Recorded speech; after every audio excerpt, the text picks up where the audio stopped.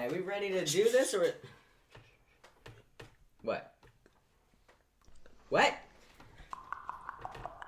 You're gonna have to speak. I don't understand what you are saying. What?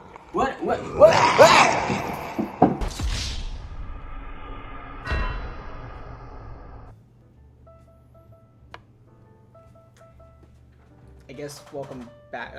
Welcome to Hot Takes. My name is Robby. I'm Corey. And today we're talking about the new film A Quiet Place Part 2, but with a little bit of a twist. Today we have Queen Majesty, Red Habanero, and Black Coffee Hot Sauce. Okay, so a little bit of Queen action. How did this film flow story-wise from the first movie? Ooh, that kind of kicked out the bat. Disclaimer before getting into anything, we're gonna just spoil this movie because you kind of have to spoil the first movie to talk about this, and then if you like the first one, you're gonna see this anyways. Just go see it. You know you're gonna like it. But as far as how this ties in as a sequel, it does a good enough job. I like how it starts immediately from the first movie because we all kind of watched these back to back. I hadn't seen any of these. This is my first time the past couple days watching it, but I felt they lacked something in being a sequel. It lacked a meaning to me. I don't want to get too much into that just yet, but what do you think? Like, I feel pretty much the same way. Yeah, it is exactly a direct continuation. Mm-hmm. Like the last scene of the first movie is the first scene of this movie. Yeah. Besides the day one, which is cool. I like that. Yeah, that was fun. Mm-hmm. I would have enjoyed more of that. Me too. Like interspersed throughout the story, little flashbacks from how they got from where they were to where they are now. Yeah, I would have enjoyed that. But that first scene, great. The beginning of this movie is pretty good. Yes. And I think it is because it is a direct continuation, and because we did just watch the first movie not too long ago. Because I hadn't seen it before either. Alexis is the only one who had. Oh, interesting. So, first time, and like I like the first one. We're gonna talk about that in the cooldown, so make sure you check that out when it's up. But this one, I don't know. I'm not feeling it as much. Yeah, I'm kind of in the same boat. It was a very literal part 2.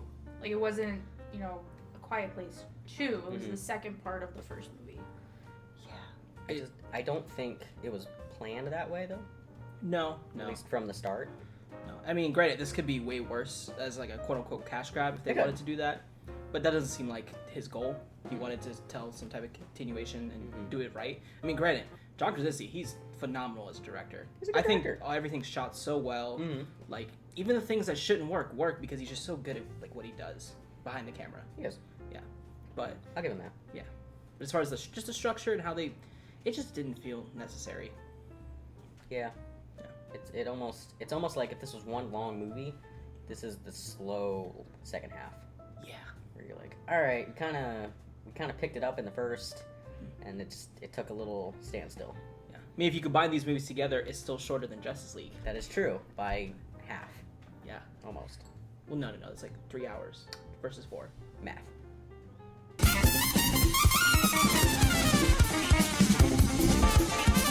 What did you guys think of the new characters in this film and how they were introduced? I really like the 28 Days Later guy. I cannot remember his name right now. Cillian Murphy. I always like him and stuff. I don't see him very often. He's got a cool name. He does have a cool name. He was really good. I like his inclusion. He was kind of like a friend of the family before all this happened. At least it's implied in the beginning. Got the Crazy Boat People. I like Crazy Boat People. Me too. We should have had a little more time with them. We really should have. That was one set piece in the whole movie. Yeah. And it was really just to get them to the island. Yeah, it was. But, I mean, that's what some of the conflict is in The Last of Us, right? Mm-hmm. I don't know if you know too much about that because you didn't really play PlayStation a lot, but... No, I know. I'm a gamer. Okay. But it's like part, zombies and then part like humans trying to survive and also be like that. Yeah. It's kind of like, have you ever seen The Road? Oh, I've seen The Road. That depressing. Yeah. Oh my god. But it reminded me of the vagrants in The Road, Mm-hmm. where it's just hopeless situation and they're just taking advantage of it by being jerks. Yeah.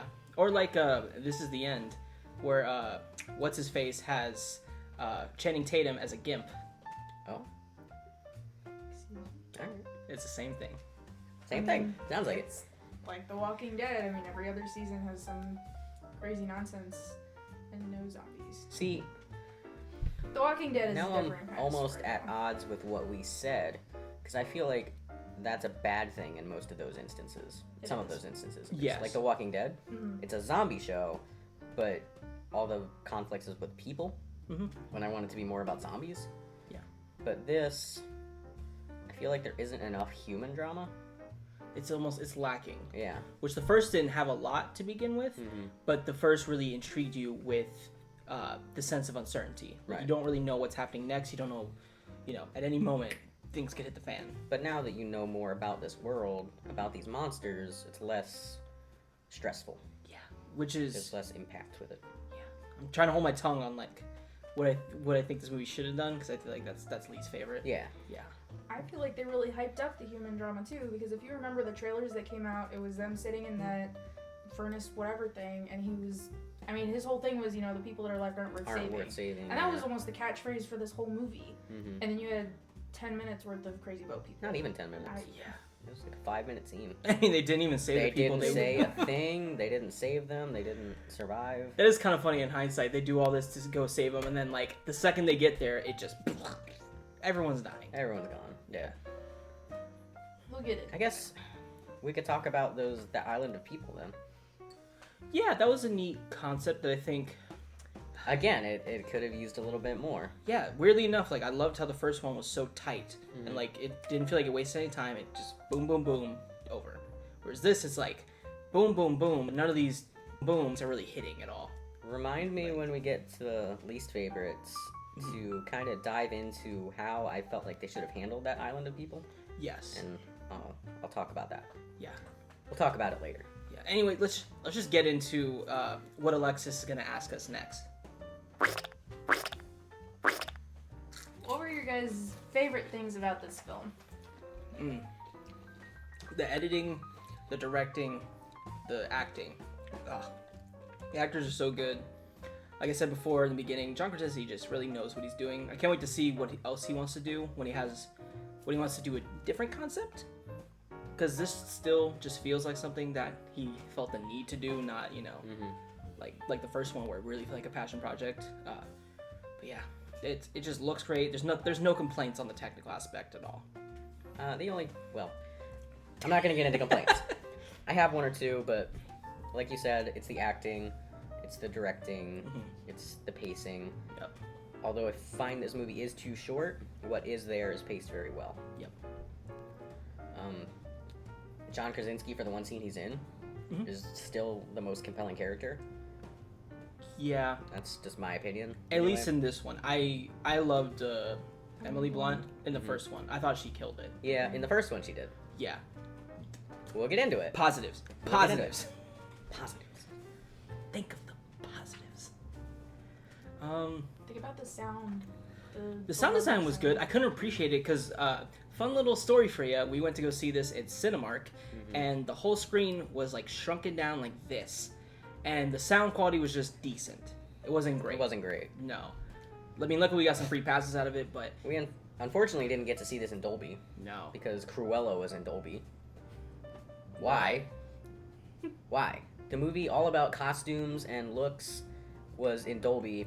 The movie all about sound and sound quality is in IMAX. Yeah, and IMAX. IMAX. It's AMC's fake IMAX. Yeah, it's just a big screen with just, I almost said ear, but I don't want to say but just booming sounds that blown out aren't sound. clear. Mm-hmm. Yeah. Like, I watched the first one with, like, Audio Technicas on my computer, and that was way better than when I went to the theater. Mm-hmm. Yeah, we watched it just at home with the sound bar. Yeah. It was great. But, yeah, that's, I think, all we have for the positives. John Krasinski, please do more stuff. He should. It's not this. He is a talented director. Really good, yeah. And he wrote this too. The writing isn't bad. It's The just, writing's not bad. let's get into the negatives, because I just don't agree with where this movie went. Yeah. It's All right. What were your least favorite things about this film? Okay, now we can get into it. I know. You want to go first? Yeah, I got Chip. I got you then. the way this story played out felt like such an epilogue. That's all. The entire time I'm thinking like, wow, this could be a 20-minute like recap, or like as if we're going into another movie. Epilogue.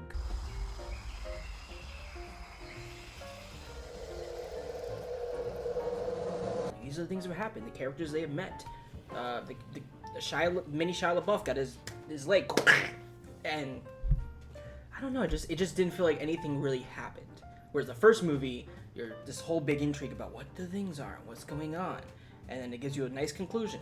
There wasn't a nice convenient whiteboard to say what everything was. Yeah, they needed that whiteboard. I think my biggest issue is the inconsistency with sound consequence. Yes, you can get into that. So there were a lot of scenes where they were in a location, and they're specifically like, it's okay to talk. We're under like 3 feet of concrete here. And okay, I can get that. You have your one location where it's okay to talk. But every time any kind of conflict happened, there was some loud noise, and they kept on making loud noises. And I'm like, no, stop making noises. That's not how that works. You can't just make a noise, alert the creatures, and then run away screaming. Because that's how you get them. Yeah. That's how you get the monsters. And I felt like every time someone kept talking or saying something, I'm like, what happened to those long periods of silence from the first movie that created that tension?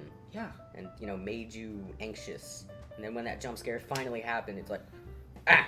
Yeah. And it felt earned. Yeah. It was the first, like, one of the only times in a horror film where, like, I like the jump scare. Also, just a weird thing that came to my brain. When the kid gets the thing, why does he scream so loud? He screams very loud. He like, screams absurdly so much, loud. too. Yeah.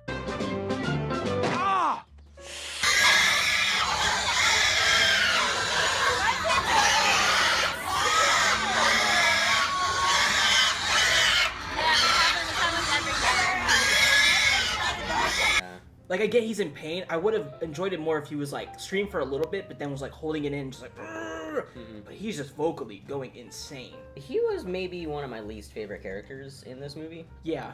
Because he didn't do much. No. His acting was probably the worst. I mean, know if I agree with that. His, like, screaming is okay, I guess, but he just didn't have much to do. Yeah. I think I'm giving him a pass because I really liked him in Honey Boy. He's great in Honey Boy. Yeah. But he's just whatever. And I think all of the characters take a step down. Yeah, especially Emily Blunt. Yeah. What happened with the way what happened with her character? Not her as an actress. Her character, yes. Yeah. She was a strong female who had, like, a housewife-like role. Yeah. But was still clearly in charge of things. And she was tough. She had it together. Yeah, that whole ending, we'll talk about it in Cool Down, but when she's in labor with the monster, I thought that was some phenomenal acting. That was great. It was so believable. In this, she's just like, you need to go save her. My husband would save her. You know that.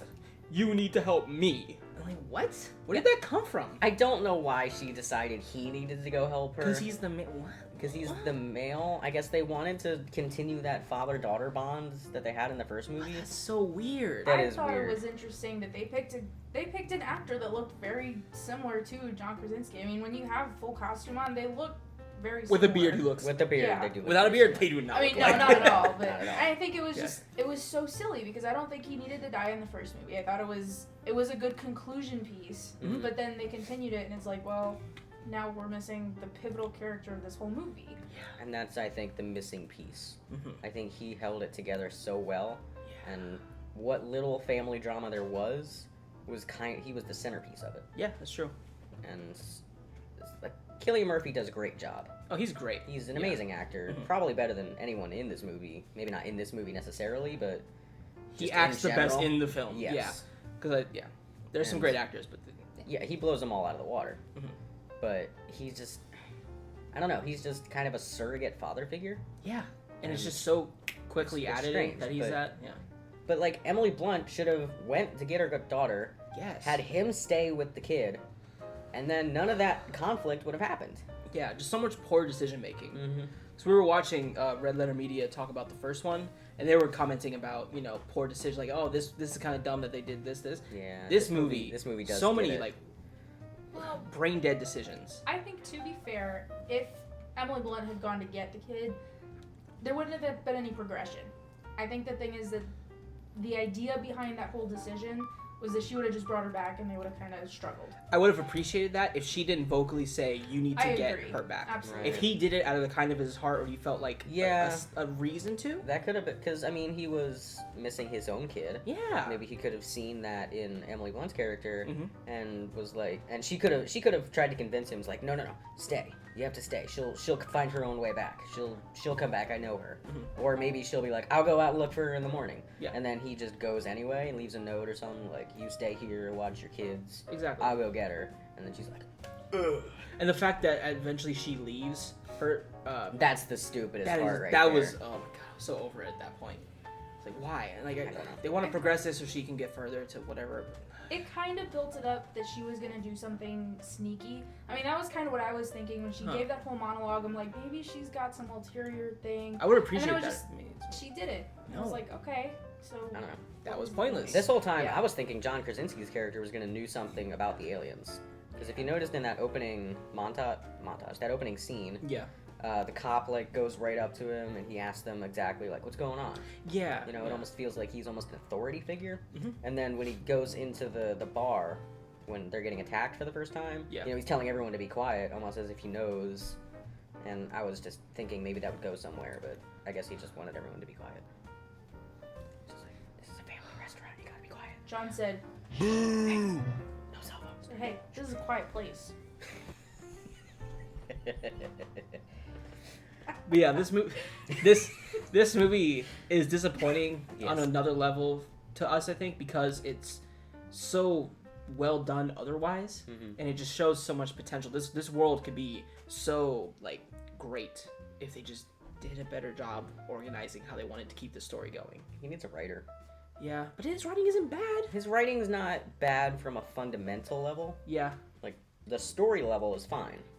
If this were a The- book, the details. I think I would appreciate the it. details, yeah, definitely. But they wouldn't feel the need to kill him off because of Yeah. But he didn't know.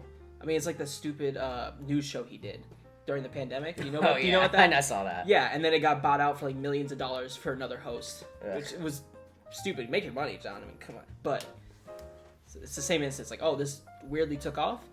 Gotta keep going with that. Mm-hmm. It's unfortunate. It is. Also, the length in this film, like unlike the first one where it was like I was glad it was 90 minutes. This one could have used an extra at least 25, 30 minutes. It could have, Yeah. for sure. So many things were just way too quick. The ending, you can't end a movie on, like, an upbeat. Yeah. That's strange. The end felt triumphant, Mm-hmm. and it was, swelling up, and you're gonna figure out what they're gonna do after this, and then it ends. Yeah, just. You need to bring it back down. Yeah. You need to transition this into the next movie if you want to make a next movie, or just give a satisfying conclusion. Yeah. But I did not care for the ending at all. Me either. It felt very just. Oh, bye. It's over? Oh. What were your overall thoughts about this film? Disappointed. But also, I would still recommend this film series. I still think they're both very well done.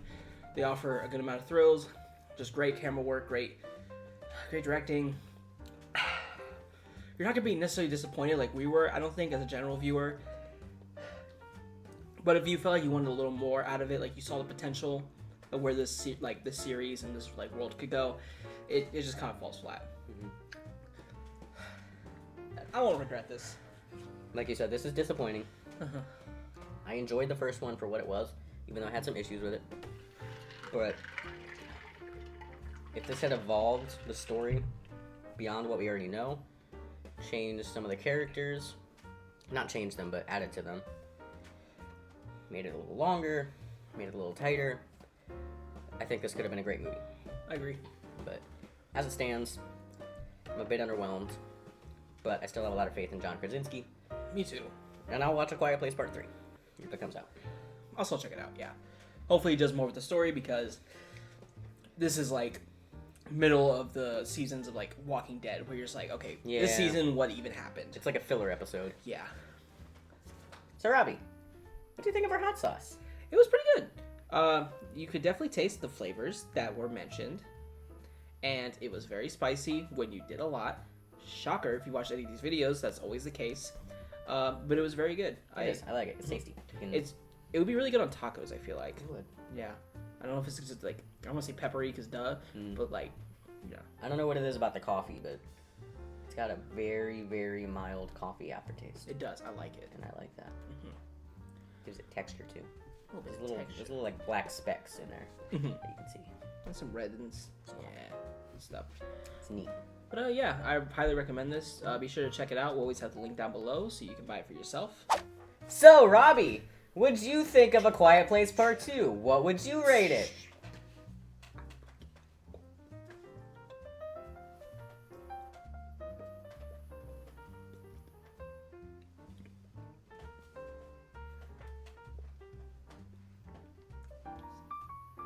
I would rate this movie a 3 out of 5.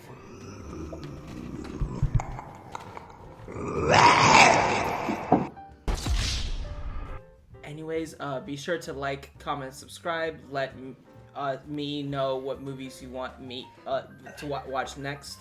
Let us know what hot sauces you guys think we should try. Yeah, and next week, it's not going to be next week. We're actually going to start doing a different schedule. So we don't know what we're going to watch next. It'll probably be something like this. But leave a suggestion down below. Also, check out our socials, because we're going to try to post some polls. I was a little lazy the last week because we've been busy. But let us know what you want to watch. Yeah, that's why we're going to this every 2 weeks thing. Because we just got a lot going on. We want to make sure we get these videos out with good quality. We don't want to just throw them out there. Nah, and we might try to supplement it with some like Instagram exclusive videos. So like I said, make sure you check them out. Yeah. Cut straight to the throwing me. Do it again.